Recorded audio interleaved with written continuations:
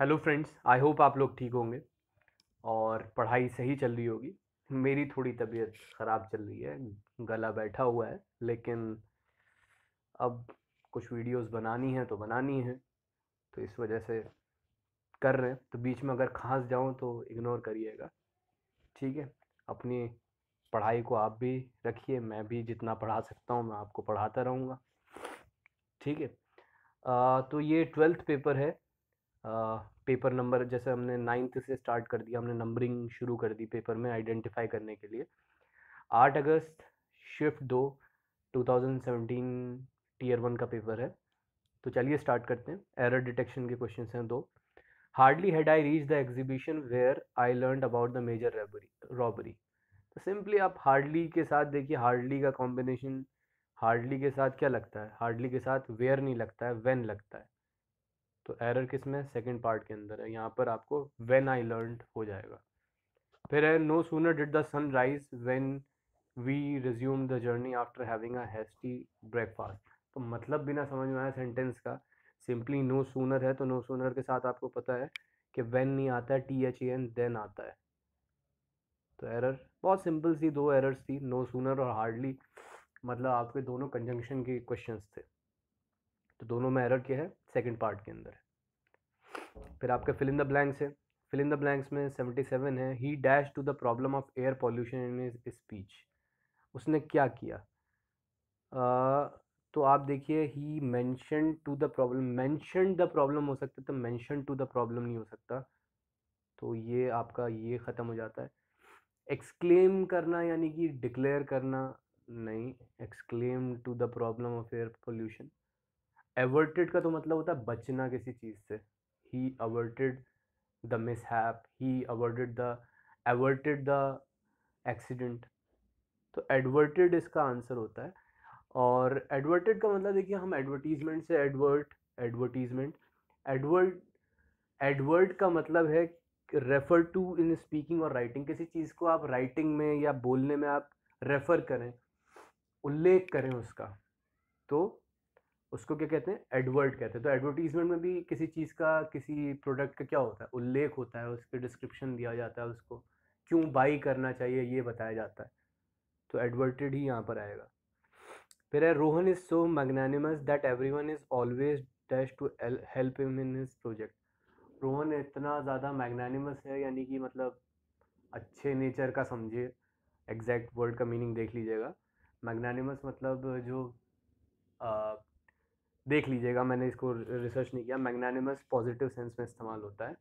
तो मैं एक चीज़ और भी कहना चाहता हूँ कि हर बार, चलिए आप एक्सपेक्ट करते होंगे कि कई बार मैं हर चीज़ को एक्सप्लेन करूँ, लेकिन मैं, अगर हर चीज़ को हम एक्सप्लेन ना भी करें तो इतना सेंस होना चाहिए, बस इतना सेंस भी आप में डेवलप हो जाए कि ये वर्ड जो है इसका सेंस पॉजिटिव है या नेगेटिव है, तो आपका काम निकल जाता है। तो मैग्नानिमस का मुझे एकदम से एग्जैक्ट मीनिंग क्लिक नहीं कर रहा है, लेकिन मुझे उसका आइडिया है कि मैग्नानिमस एक अच्छे पॉजिटिव सेंस में इस्तेमाल किया जाता है। कोई बहुत ही अच्छे नेचर का इंसान हो, बहुत ही अच्छी सोच का इंसान हो, मैग्नानिमस थॉट या मैग्नानिमस इंसान है। तो he is so magnanimous that every one is always dash to help him in his projects. जैसे प्रॉफिट्स होते हैं या सेंट होते हैं, वो मैग्नानिमस नेचर के होते हैं। तो अगेन मुझे एग्जैक्ट मतलब आपको समझाने के लिए याद नहीं आ रहा है, लेकिन मुझे इसका सेंस पता है कि हाँ ये सेंस क्या होता है। तो कोई इंसान मैग्नानिमस है तो ऑलवेज क्या होगा, तो people will always be eager to help him, people will be always wanting to do something for him. Eager का मतलब ये होता है स्ट्रांगली वांटेड टू डू, या स्ट्रांगली वांटिंग टू डू और हैव समथिंग। ऑलवेज ईगर, आप eager होते हैं। रिलेक्टेंट और इग्नोरेंट तो हो नहीं सकता था। enthusiastic, Rohan is so magnanimous that everyone is always enthusiastic to help him in his project। तो यहाँ पर enthusiastic eager का काफ़ी हद तक सिनोनिम है, लेकिन जो यूजेज में आता है, ये अगेन क्वेश्चन ज़्यादा यूजेज का आ गया कि यूजेज में always eager to help him. आप नॉर्मल कन्वर्जेशंस भी देखिए इंग्लिश में, तो ईगर आता है, he is eager to help me, she is eager to help him. तो इस तरह से ईगर ही आएगा यहाँ पर। फिर है सकलेंट। सकलेंट का मतलब होता है जूसी, मॉइस्ट, सॉफ्ट या टेंडर। तो पेल का मतलब तो होता है फीका, नहीं। अ, और यहाँ पर क्या है, सॉफ्ट भी इसका सिनोनिम है सकलेंट का, लेकिन जूसी ज़्यादा आता है, जूसी या मॉइस्ट से ज़्यादा आता है। तो अगर ऑप्शन नहीं होता जूसी तो हम सॉफ्ट भी लगा सकते थे, लेकिन जूसी ज़्यादा क्लोज मीनिंग है। जूसी, मॉइस्ट या टेंडर, उसके बाद सॉफ्ट आता है। तो मतलब है तो सिनोनिम कुछ हद तक सॉफ्ट भी, लेकिन जो एग्जैक्ट क्लोजेस्ट मीनिंग है वो जूसी है यहाँ पर। सकिंग का मतलब तो नहीं है, सक करना तो नहीं आएगा, ठीक है। तो ये देख लीजिएगा, अगर ऑप्शन ना होता जूसी तो सॉफ्ट हम लगा सकते थे सिनोनिम में। फिर है कॉन्ग्रीगेशन। कॉन्ग्रीगेशन एक बहुत नॉर्मल सा वर्ड है, बहुत आसान सा, कि जब रिलीजियस गैदरिंग होती है तो उसको कॉन्ग्रीगेशन कहते हैं। बेसिकली ये वेस्ट में वर्ड पहले इस्तेमाल हुआ है, तो वहाँ पर जो चर्चेज़ में मीटिंग होती है उसकी गैदरिंग को क्या कहते हैं, असेंबली को कॉन्ग्रीगेशन कहते हैं। कॉन्ट्रैक्शन तो मतलब सिकुड़ना किसी चीज़ का, अटेंशन यू नो, डिस्कशन भी नहीं, कॉन्ग्रीगेशन। फिर है एंटोनिम्स। एंटोनिम्स में इवेनेसेंट। इवेनेसेंट का मतलब होता है कोई चीज़ अब क्विकली फेड कर जाए या डिसअपियरिंग हो, तो उसको क्या कहते हैं, टेम्पररी हो, lasting for only short time हो, तो उसको क्या कहते हैं, उसको कहते हैं इवेनेसेंट। तो इल्यूसिव या फ्लीटिंग या एराटिक, ये सब क्या है, सिनोनिम्स है, तो ये तो हो ही नहीं सकते। हमने एंटोनिम पूछा। एंटाइसिंग भी इसका कहीं से भी क्योंकि एंटाइसिंग का मतलब कोई उत्तेजित करने वाला, तो ये भी नहीं होता। ये एक ऐसा क्वेश्चन था जिसमें कोई दिया ही नहीं था, कोई आंसर ही नहीं है इसका प्रॉपर, कोई एंटोनिम है ही नहीं चारों ऑप्शंस में से। तो बेनिफिट टू ऑल वाला क्वेश्चन था ये। फिर है पेनीजायरिक। पेनीजायरिक का मतलब होता है आ, एक पब्लिक स्पीच और टेक्स्ट जो कि किसी की तारीफ में लिखा जाए, तो उसको कहते हैं पेनीजायरिक। मतलब जिसमें आप तारीफ करते हैं किसी इंसान की, तो उसका उल्टा ऑब्वियसली क्या हो जाएगा, क्रिटिसिज्म हो जाएगा, किसी की क्रिटिसाइज करते हैं किसी को। नॉक्शियस मतलब जो उल्टी आने से या भद्दा हो, तो वो भी नहीं, क्रिटिसिज्म। फैंटेसी तो मतलब कोई चीज़ रियल नहीं है, तो वो भी नहीं आएगा। ग्रैंडियोर मतलब कोई चीज़ बहुत ही ज़्यादा ग्रैंडियोर है, यानी कि उसमें मतलब जैसे ताजमहल ग्रैंडियोर है, या प्रभावशाली, या मतलब ऐसी जो ऑ इंस्पायरिंग हो, यानी कि जिसको देख के आपको मतलब वो खुला का खुला रह जाए, उसकी भव्यता, ग्रैंडियोर के लिए वर्ड आएगा। तो फिर है to put a spoke in one's wheel. To put a spoke in one's wheel का मतलब होता है to make it difficult for someone to achieve something they had plan to do. यानी कि अगर किसी ने कोई प्लानिंग की हुई है तो उसमें जो है मतलब कबाब में हड्डी, जैसे हम हिंदी में कहते हैं, कहावत, आप जो है किसी के प्रोग्रेस में बाधा बन जाएं या उसको आ, आगे ना बढ़ने दें, तो to put a spoke in one wheel. Spoke का मतलब एक डंडा होता है, एक बार को स्पोक कहते हैं, तो इसीलिए to put a difficulty in the way of progress. फिर है at loggerheads. At loggerheads का मतलब होता है जब आप किसी से कन्फ्लिक्ट में होते हैं, झगड़े में होते हैं, तो क्या कहलाता है, डिस्प्यूट में होते हैं, तो आप लॉगर हेड्स होता है, इन कॉन्फ्लिक्ट विद समवन। ये मैंने ईडियम्स वाली सीरीज़ में पढ़ाया भी है कि कैसे इसको याद रखा जा सकता है, तो वो वीडियो आप देख सकते हैं। फिर है she is the wisest best and wisest girl in the class. तो इसमें आप कर सकते हैं, इसमें आएगा कि यहाँ पर दो क्वालिटीज़ हैं, तो she is the best and the wisest girl in the class, वो बेस्ट भी है और वाइजेस्ट भी है, तो द और द दोनों केस में जो है लगेंगे। फिर है the people of Japan are wiser than America. People of Japan को कंपेयर किया है, तो वो पीपल ऑफ जापान को पीपल ऑफ अमेरिका से कंपेयर किया जाना चाहिए। तो वाइजर देन अमेरिका, यहाँ से सेंस बन रहा है कि पीपल ऑफ जापान को अमेरिका से कंपेयर किया जाता है, किया जा रहा है, अमेरिका के लोगों से कंपेयर नहीं किया जा रहा है, तो आपको चेंज करना पड़ेगा। तो इसमें आप चेंज कैसे करेंगे, wiser than those of America, लोगों के लिए दैट नहीं आएगा, दोज आएगा, wiser than those of America. अब इसका मतलब है कि people of Japan are wiser than people of America. फिर है one skilled in telling stories, कहानियाँ सुनाने में माहिर आदमी को कहते हैं रैकोंटियर, ये याद रखिएगा। क्योंकि वेंट्रल का मतलब होता है रिलेटेड टू एब्डोमेन या स्टमक, पेट से रिलेटेड, पेड़ू से रिलेटेड। टायरो मतलब जो आदमी बिगनर हो, नौसिखिया हो। फैनेटिक यानी कि किसी चीज़ के बारे में एक्सट्रीमली एंथुजियास्टिक, पर्टिकुलरली रिलीजन या पॉलिटिक्स में जो लोग किसी पॉलिटिकल पार्टी या किसी रिलीजियस ग्रुप के लिए एंथुजियास्टिक हद से ज़्यादा होते हैं, उन्हें फैनेटिक कहते हैं। फिर है fear of fire. Fear of fire arsonophobia होता है, आर्सन फोबिया। आर्सन का मतलब ये होता है कि आपने देखा ना आगजनी हिंदी में जब हम कहते हैं, तो आर्सन उसको इंग्लिश में कहते हैं। तो वहाँ से भी आप एक आइडिया लगा सकते थे कि fear of fire, fire phobia तो सब में कॉमन है, आर्सन ही एक आगजनी से, आग से रिलेटेड आ रहा है। क्योंकि एस्ट्राफोबिया is the fear of thunder या लाइटनिंग, बिजली से डर जो होता है वो एस्ट्राफोबिया होता है। एस्ट्रोफोबिया होता है सितारों से या स्पेस से डर। और लोगों से, मर्दों से डर होता है एरनफोबिया, फियर ऑफ मैन। फिर है find the incorrectly spelled word. तो find the incorrectly spelled word में आप देखिए कायदे से, तो हाइजीन की स्पेलिंग ई आई नहीं होगी, आई ई होती है। फासिस्ट की स्पेलिंग सही है, अपैरल की सही है, कैरियर की तो सही है ही। तो अपैरल क्लोथिंग को कहते हैं। फासिस्ट जो फासी सोच का आदमी हो या नाजी सोच का हो, उसको फासिस्ट कहते हैं। तो यहाँ पर एरर किस में थी, फर्स्ट पार्ट में थी, आई ई हो जाएगा, ई आई नहीं होगा, आई ई होगा। फिर है रिसाइड की स्पेलिंग सही है, रिवाइज की स्पेलिंग सही है, एडवाइस की सही है, डिमाइस की गलत है, डिमाइस की एस ई होती है। तो ये सब आंसर्स गलत हो जाएंगे, इनकरेक्टली बताना था, तो fourth is the option correct answer. फिर है पैराजम्बल्स। तो अब आपको देखने में बताना है, अगेन मेरा तरीका, कि पहले ये देखिए कि स्टार्टिंग किससे नहीं हो सकती।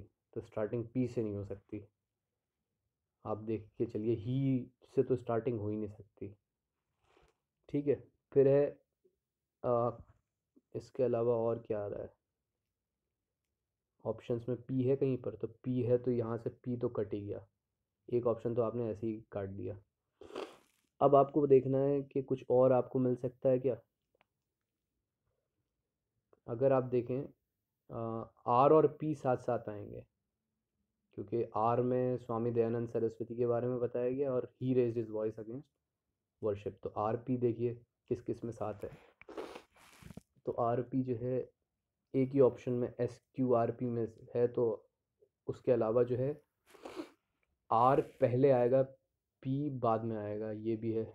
तो वैसे तो इससे कट नहीं रहा है, एस क्यू आर पी साथ ही आ रहा है। लेकिन आप एक बार पढ़ के देख लीजिए, India is a country which respect spiritualism more than materialism, सही। People are generally very open and accept social changes with a positive attitude, ठीक है। Is remembered with reverence and affection among the social reformers. तो देखिए यहाँ पर positive attitude है, उसी की वजह से स्वामी दयानंद सरस्वती जो है उनको बहुत इज्जत और अफेक्शन से देखा जाता है। तो S Q R P is making sense.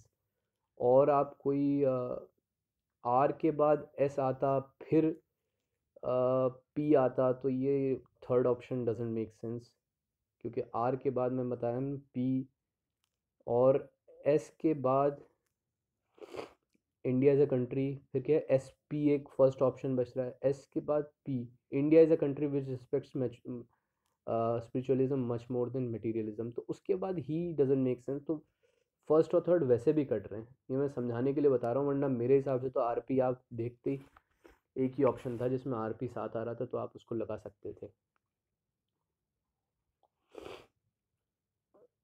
फिर है ये थोड़ा सा, मतलब थोड़ा सा मेरे हिसाब से हल्का सा ट्रिकी है। अब इसमें देखिए, इसमें स्टार्टिंग क्या है, स्टार्टिंग पी से नहीं हो सकती, क्योंकि फॉर दैट, तो फॉर दैट से पहले कुछ होगा जिसकी वजह से फॉर दैट आ रहा है। और सो नहीं हो सकता, तो पी और क्यू वाला ऑप्शन तो हट गया। तो पी से तो एक ऑप्शन तो कट ही गया आपका, कम से कम इस जानकारी से ही।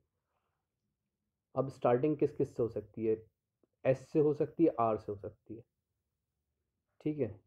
तो आप देखिए किस से हो सकती है। अब इसमें कुछ और भी देखना है आपको। Our aim is to evolve not only an affluent society but an egalitarian, just, humane and compassionate society। ठीक, ठीक है। उसके लिए for that we need people who possess not only high skills but high values as well, ठीक है। so that the need of the hour is not only skill based education, यानी कि जो है एस, एस के बाद P और उसके बाद क्यू, एस के बाद पी और उसके बाद क्यू, एस पी क्यू वाला एक सीक्वेंस बनता हुआ दिख रहा है। S P Q, S P Q देखिए कहाँ पर आ रहा है, फोर्थ ऑप्शन में एस पी क्यू साथ साथ आता हुआ दिख रहा है। तो आप आर एस पी क्यू पढ़ के देखेंगे तो it will make sense. S और पी को साथ आना है, तो एस पी तो दो तीनों ऑप्शन में सही आ रहे हैं एक साथ, ठीक है। उससे पहले का है, अब आर पहले आएगा, क्यू बाद में आएगा, आर के साथ क्यू आएगा, तो आर के साथ क्यू और चेक कर लीजिए। आर के साथ when we talk of investing as to what needs, R के साथ भी क्यू एक बार को सेंस बना सकता है, लेकिन यहाँ से ना आप देखिए एस पी क्यू ज़्यादा एक वो बात बता रहा है कि पहले एम क्या होना चाहिए, एक ऐसी एफ्लुएंट सोसाइटी जिसमें is not only an affluent अमीर society but an egalitarian, just, human and compassionate society. फिर उसके बाद उसके लिए हमें जो है ना सिर्फ हाई स्किल चाहिए बल्कि हाई वैल्यूज़ भी चाहिए, ठीक है। इसी वजह से स्किल बेस्ड एजुकेशन ही नहीं बल्कि value inspired and value based education भी चाहिए। तो एस के बाद पी फिर क्यू, एस पी क्यू वाला एक ही सीक्वेंस बना रहा है। तो एस पी क्यू यहाँ पर फोर्थ ही ऑप्शन में आ रहा है, और एस पी क्यू। तो इस तरह से आप कर सकते हैं इसको। फिर है प्लीज़ गाइड मी, तो प्लीज़ गाइड मी प्रेजेंट में है पूरा मामला, तो हैव बीन तो है ही नहीं, हैव बीन भी नहीं आएगा। वर, यू आर बीइंग कंटिन्यूस का मामला नहीं है तो ये कट रहा है। यू वर तो वैसे ही कट जाएगा। You have been, simply you are requested to guide me. फिर है the teacher said the earth revolves around the sun, तो बेसिक एक फंडामेंटल ट्रुथ है, यूनिवर्सल ट्रुथ है, तो उसका एग्जैक्टली वही देखना है हमें, that the earth revolves around the sun. तो सिंपली जो है सेकंड हो जाएगा, क्योंकि अर्थ इज बीइंग कटेगा नहीं, अर्थ रिवॉल्व्ड नहीं, earth had been revolving around the sun नहीं। तो ये कटा, ये कटा, सॉरी ये कटा, ये कटा, सेकंड ही ऑप्शन जो है सही है इसके अंदर। फिर है आपका close test. The dash of energy in India are met from both commercial and non-commercial sources. The most sources of energy today are coal and natural gas, hydroelectricity and nuclear power. On the other hand, firewood, cow dung, cakes and vegetable waste etc. dash non-commercial forms of energy, while non-commercial forms of energy dash demand. Coal is the dash source of commercial energy in India। एक energy से related एक passage है कि India में जो है दोनों तरह से डिमांड को मीट किया जाता है, कमर्शियल और नॉन कमर्शियल से। तो डैश ऑफ एनर्जी क्या, रिक्वायरमेंट्स ऑफ एनर्जी, इंडिया में जो ज़रूरतें हैं वो रिक्वायरमेंट्स आर मेट। आपने जहाँ मेट देखा वहाँ ही आप समझ लेना चाहिए था कि क्या है, रिक्वायरमेंट्स की ही बात हो रही है यहाँ पर। The requirements of energy in India are met from both commercial and non-commercial sources. The most dash sources of energy today are, तो most important, कुछ लोग सोच सकते हैं वाइटल क्यों नहीं, तो देखिए जब हम इस्तेमाल करते हैं तो वाइटल और इम्पॉर्टेंट वैसे तो सिनोनिम है, लेकिन जब हम मोस्ट इम्पॉर्टेंट सोर्सेज या most important concept, most important हम बोलते हैं, वाइटल नहीं बोलते हैं हम यूजुअली। जब हम इम्पॉर्टेंस की बात आती है तब हम कहते हैं वाइटल इम्पॉर्टेंस। तो ये यूजेज का है, ये लैंग्वेज की कहाँ पर कौन सा वर्ड ज़्यादा प्रॉपरली इस्तेमाल किया जाता है। इनसिग्निफिकेंट और एक्सपेंसिव तो हो ही नहीं सकता, क्योंकि दम आपको कॉमन सेंस भी होना चाहिए, थोड़ी सी नॉलेज, कि कोल, नेचुरल गैस, हाइड्रो इलेक्ट्रिसिटी और न्यूक्लियर पावर, ये तो मेजर इंपॉर्टेंस है इन एनर्जी सोर्सेज की। On the other hand firewood, cow dung, cakes and dash and vegetable etcetera non commercial forms of energy. तो ये सब क्या हैं? अब ये देखिए, ये सिंपल सा एक क्वेश्चन है, इसमें कंबाइंस नहीं हो सकता, कोलैबोरेट्स नहीं हो सकता, मिक्सेस नहीं हो सकता, सिर्फ कंस्टिट्यूट हो सकता है। कैसे? एक तो सेंस की वजह से भी, और दूसरा इस बात पे भी ग्रामर। भाई सीधी बात है, जब प्लूरल चीज़ें हैं तो उनके साथ एस तो लगेगा नहीं। कंबाइंस, मिक्सेस, कोलैबोरेट, कंस्टिट्यूट ही हो सकता था वहाँ पर ऑप्शन। तो इस तरह से भी हम कर सकते हैं। फिर है while non commercial forms of energy dash demand. क्या करती हैं नॉन कमर्शियल? नीड डिमांड नहीं, doesn't make sense. Shed demand, demand को कम कर देती हैं, डिमांड तो उतनी रहती है, उससे क्या फ़र्क पड़ता है। मीट डिमांड जो है यहाँ पर सिंपली आएगा। कुछ का कुछ दब गया, चलिए, मीट डिमांड, ठीक है। Coal is the dash source of commercial energy in India. Coal जो है क्या है? कोल सबसे बड़ा, ये बेसिक जीके का भी क्वेश्चन है। तो यहाँ पर हार्डेस्ट नहीं हो सकता, हैवीएस्ट नहीं होगा, लार्जेस्ट ही यहाँ पर आएगा। स्मॉलेस्ट तो doesn't make any sense, hardest भी doesn't make any sense. Heaviest का तो क्या है, भारी से क्या मतलब है? तो ये हो नहीं सकता, सिंपली लार्जेस्ट हो जाएगा। तो इस तरह से हमने अगेन एक पेपर सॉल्व किया। आई होप आपको इससे काफ़ी मदद मिली होगी, आपको बहुत कुछ सीखने को मिला होगा। और आप इस तरह से करते जाएंगे तो आप देखेंगे कि टीयर 1 में बहुत ज़्यादा मुश्किल क्वेश्चंस नहीं आते हैं यूजुअली। इक्का दुक्का क्वेश्चंस में थोड़ा बहुत प्रॉब्लम हो सकती है, थोड़ा बहुत कन्फ्यूजन हो सकती है, तो उनको, जो मैं इस पूरी सीरीज़ को चला रहा हूँ उसके थ्रू आप समझने की कोशिश करिए और अपने कॉन्सेप्ट्स को क्लियर करते चलिए, पढ़ाई करते रहिए, रेफरेंस बुक्स से साथ पढ़ते रहिए, और सेल्फ स्टडी के थ्रू ही ऑब्वियसली ये चीज़ स्ट्रांग होगी आपकी। तो अपनी सेल्फ स्टडी को कंटिन्यू रखिए और अच्छा स्कोर करिए एग्ज़ाम के अंदर। All the best for that. और on that very note, goodbye, take care.